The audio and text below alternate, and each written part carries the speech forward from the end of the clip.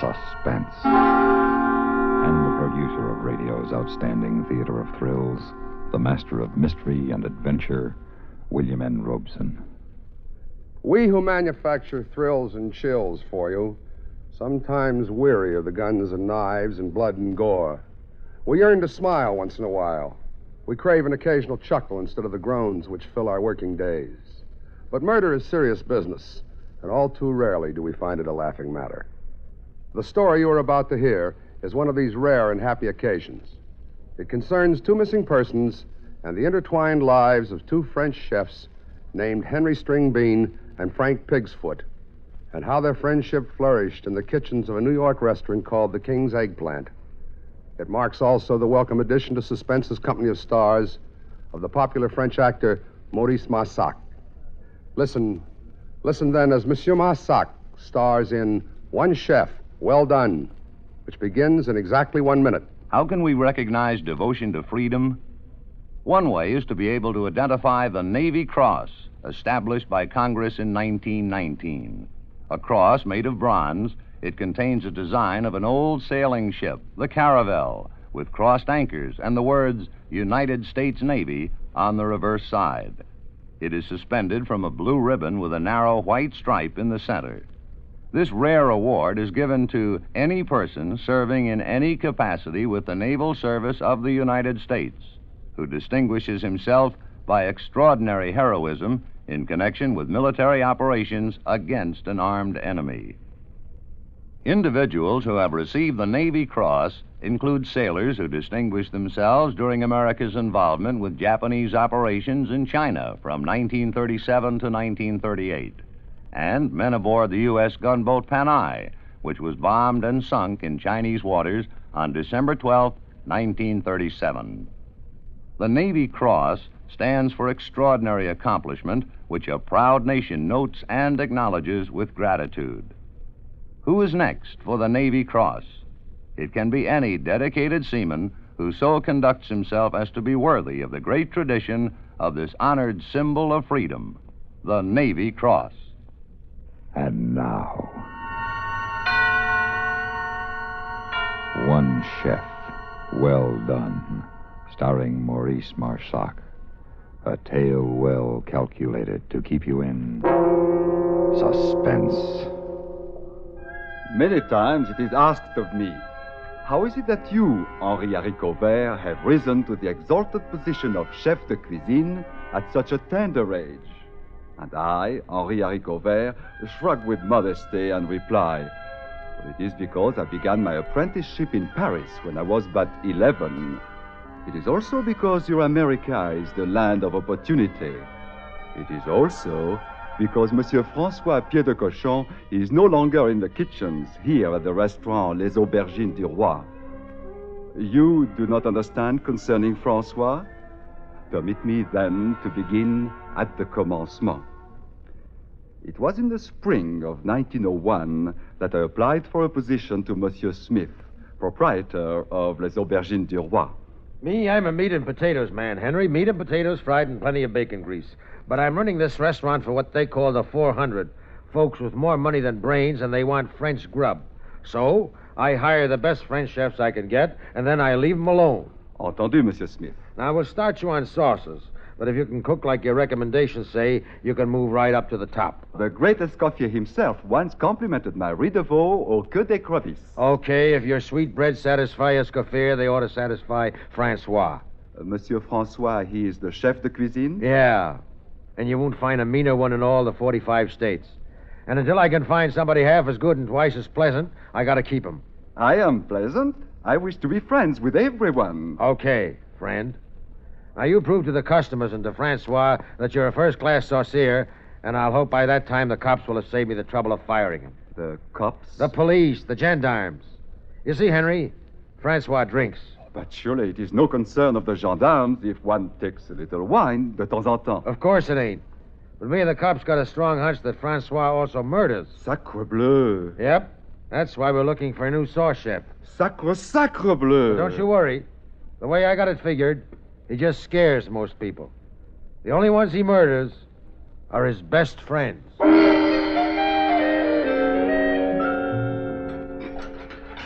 Idiot of a goat!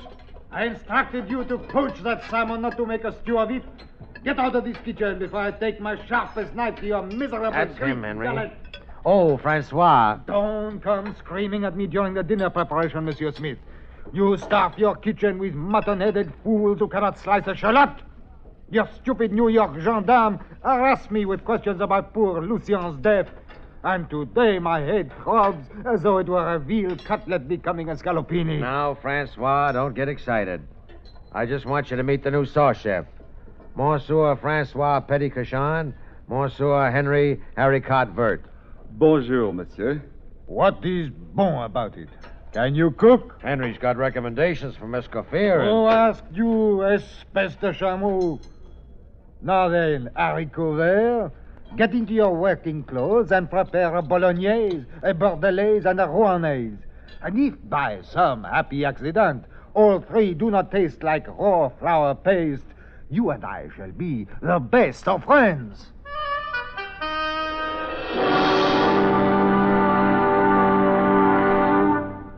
In a moment, we continue with the second act of Suspense. Another visit with Joe and Daphne Forsythe. Hey, honey, I'm home. Daphne. Drop dead. Uh-oh, what's the matter, honey? Don't you speak to me, you Don Juan. Don Juan? Daphne, I'm no Don Juan. No habla español. Very funny. Ha, ha, ha. Well, it was no prize winner, but... Neither are you Lothario. I've often wondered, what's a Lothario? I don't know, but that's what the wives on TV always call their husbands. I guess it applies. Do you want me to go out and come in again? As far as I'm concerned, you can go for a long walk, preferably on a short pier. Well. Oh, come on, Daphne, what's wrong? Your good friend Harry called, and he spilled the beans. Which beans? He said, quote, "Tell Joe he was right about those blondes. They're great," unquote. Blondes? That's what he said. Well? He didn't say blondes. He said bonds. Savings bonds. What? Sure, I buy 'em on the payroll savings plan. And I told Harry he ought to do it, too.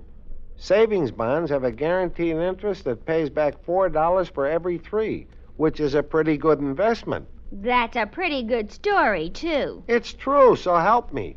That's why Harry's so happy. Savings bonds are great. Well, maybe you're right. You wouldn't really fool around with blondes, would you? You're too faithful and sweet and kind and... Fast talking. And now, starring Maurice Marsac, Act 2 of One Chef, Well Done.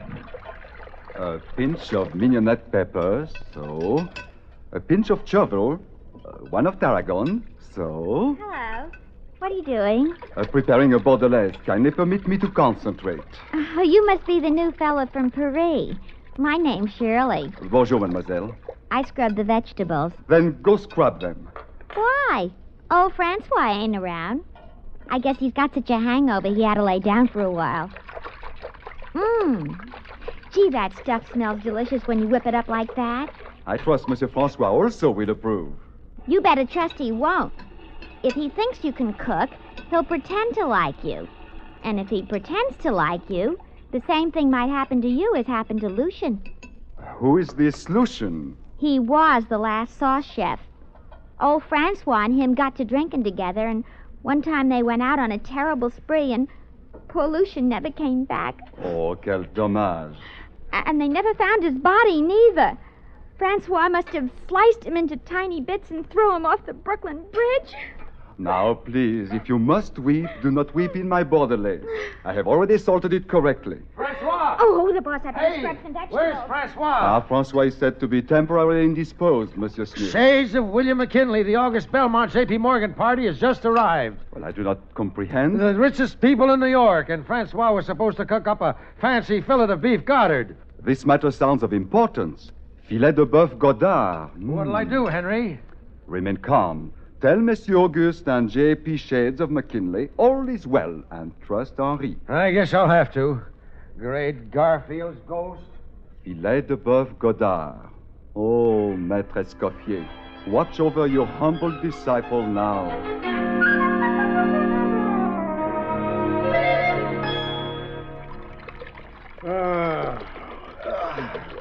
Nothing like a few moments in Madison Square to relieve a murderous pain in the head.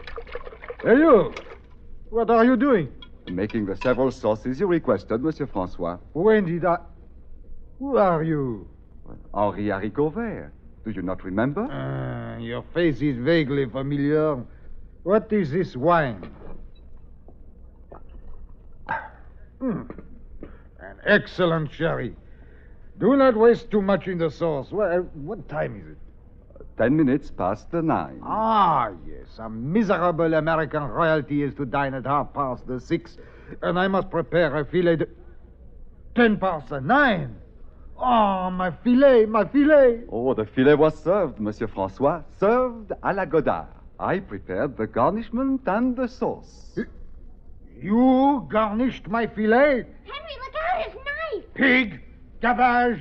Offspring of a turnip! Henry, you hit a home run first time at bat. Do not interrupt, Monsieur Smith. I have a lamb to butcher. Belmont and Morgan said it was the finest beef Goddard they ever ate. Huh? They're coming back tomorrow, and they left a $100 tip for the chef. Here you are, kiddo. The gratuity must be given to Monsieur Francois. Why? He wasn't even here. But he returned at the moment you left the kitchen. I did? Certainement. Okay then, Francois, it's your $100. Good thing you came back. This kid might have got your job. Mon ami. We French must stand side by side in this strange country. What you have done is what Lucien would have done. What you have said is what Lucien himself would have said. Come, we shall toast the dear departed Lucien in his magnificent sherry.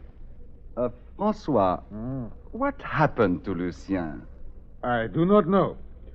All I recall is that one night Lucien and I went on a magnificent soiree from which poor Lucien never returned. You remember nothing else?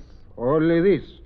Somewhere in the dim, dark caverns of my memory, the two of us enter a large, dark room with a row of white beds. Some sort of transient hotel. We fell asleep, and I think that when I woke, his bed and all the other beds were empty. And I think I left rapidly and silently through a side door. I think. Francois, my friend, could you by any chance have murdered Lucien? Oh, Dieu, no. At least I don't think I murdered him. But one day, you shall help me to find out. Poor Francois. If he did not think he murdered Lucien, then I, Henri Haricot Vert, also refused to believe it. In spite of our employer's views and those of the gendarmes. In spite of the views of Shirley, the vegetable bather. You could be head chef here if you wanted to, Henry. Mr. Smith keeps saying so. Francois and I constitute a two-headed head chef. It does not matter what title we are called by. That's another thing. You're always hanging around with old Francois instead of paying a little attention to me once in a while. And what could you contribute to a discussion of classic cookery? Is cooking all you French guys think about? When I think of other matters, do I not seek your company? Yeah, and you always try to get me drunk. Just like Lucien used to. I believe Lucien and I would have had a great deal in common. That's what I keep telling you, Henry. If you don't quit being friends with Francois, you and Lucien will be dead in common. And when you are, don't come to me for sympathy. One who is too stupid to cook cannot understand one whose whole life is cookery. But Francois and I, we understand each other parfaitement. And often, when the diners have departed and the kitchen help had gone, we would remain at the restaurant and create magnificent dishes. And now, mon ami, the question is, how shall we prepare this large corn-fed ham? First, I have a question for you, Francois. I have found in the spirit pantry a case of these strange bottles. The label is printed in American, and while I now speak the language like a native, I do not yet read it so nifty. Let me see. Old Bar bourbon whiskey, 100 proof, bottled in bond. Ah, yes, Henri. This is an American cooking wine made from the fermented juice of the corn. Taste it, mon ami. Voila. Your turn, Francois. Mon ami, I have an inspiration. We shall create a sauce for the corn-fed ham from this corn-flavored wine. So, why do you weep? No. If it is bad, we shall simply feed it to Monsieur Smith. No, mon ami. I weep because, tout à coup, I too have the inspiration. Now we shall at last discover the fate of poor Lucien. You believe that he died from eating ham? No. On the very evening Lucien and I embarked upon our last soirée, he too thought to create a corn wine sauce for a ham. And when we had tasted enough of this usquebaugh to determine its properties led us on a grand exploration from which he did not return. Ah, you believe that a bottle or two or three might lead us on a similar grand exploration? Oui. Even now, incidents I could not recall begin to take shape in my memory. If only I can recall the very incident of Lucien's departure, perhaps even the idiot gendarme will leave me in peace. Oh, mon ami, we shall try to retrace every beautiful, fatal step, and you shall play the part of Lucien.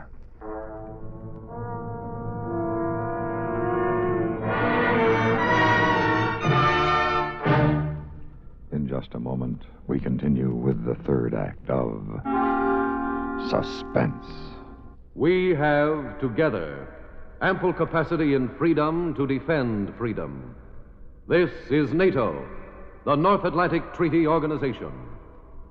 Soviet-dominated nations are held together only by political and military coercion. The strength and fiber of NATO lies in the fundamental unity in the face of dangers which threaten. Thanks to this solid fundamental unity, NATO nations can overcome difficulties and bring into harmony their individual points of view.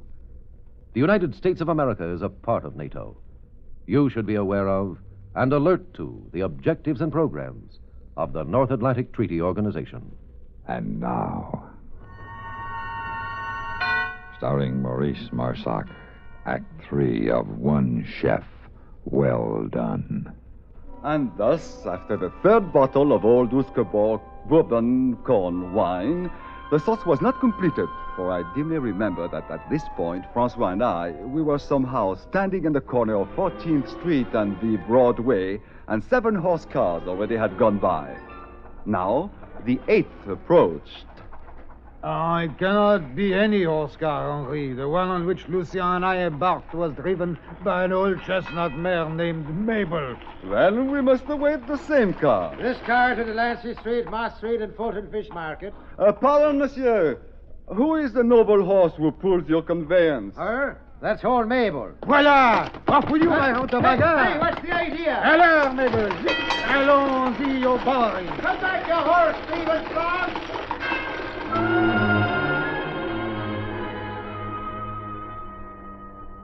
You gents sure you can handle a load like you're taking on? Le tumblers encore, s'il vous plaît. Hey, wasn't you in here a few weeks ago? Well, Henri, Mabel has brought us to the right place. Sure, only it was with another guy. Lukey, or something like that you called him. The excellence of your memory is exceeded only by the charm of your establishment. Now, Henri, we must seek the hotel from which Lucien never returned. So don't tell me your boys is leaving already? No offense, monsieur. Oh, offense, my hairpiece. I want to do you a favor. I'm kind of worried about you getting home. So why don't you just write your names and addresses on these cardboard tags and tie them to your wrists? Then if you pass out somewhere, the cops will deliver you. Merci. You are a true friend. Don't mention it. And what's yours, gents? Henri. Do not inscribe your correct name. No. No. Write as I am writing. Name unknown. Address unknown. As you wish. But why? Our true friend is a spy of the gendarme, but we have now outwitted him.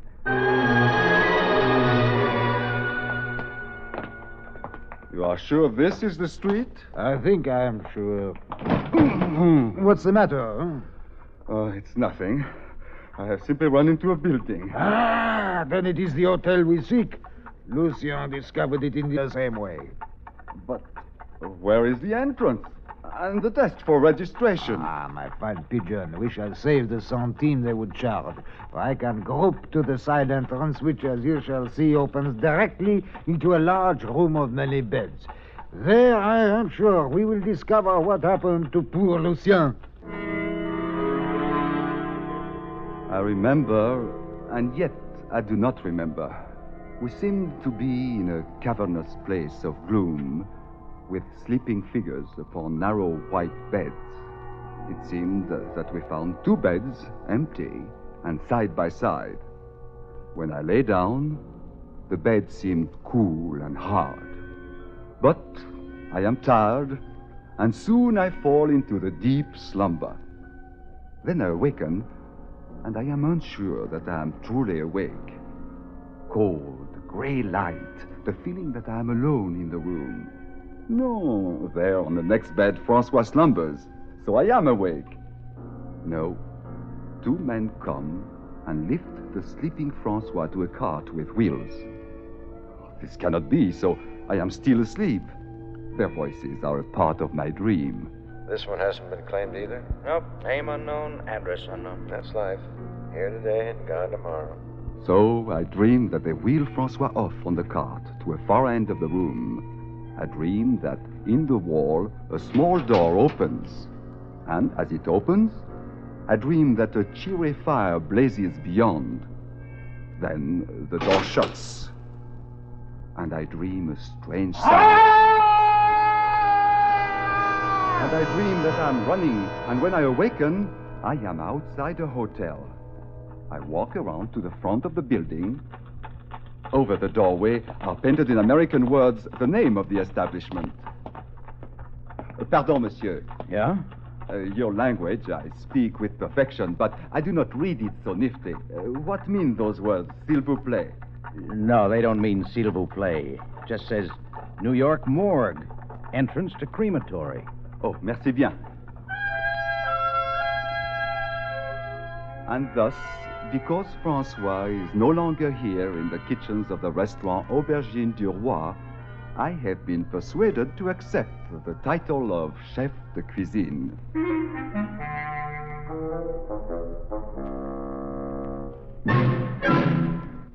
Suspense, in which Maurice Marsac starred in William N. Robeson's production of One Chef Well Done by Francis von Hartisfeld. Supporting Mr. Marsac in One Chef Well Done were Sandra Gould, Joe DeSantis, Ben Wright, and Jack Moyles.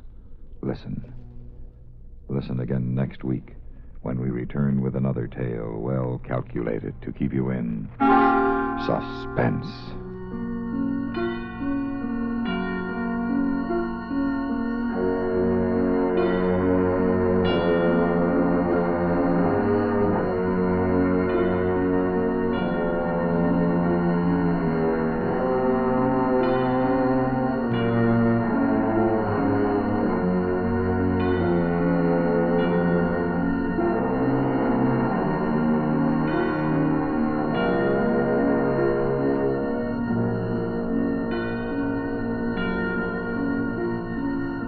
Suspense has been brought to you through the worldwide facilities of the United States Armed Forces Radio and Television Service.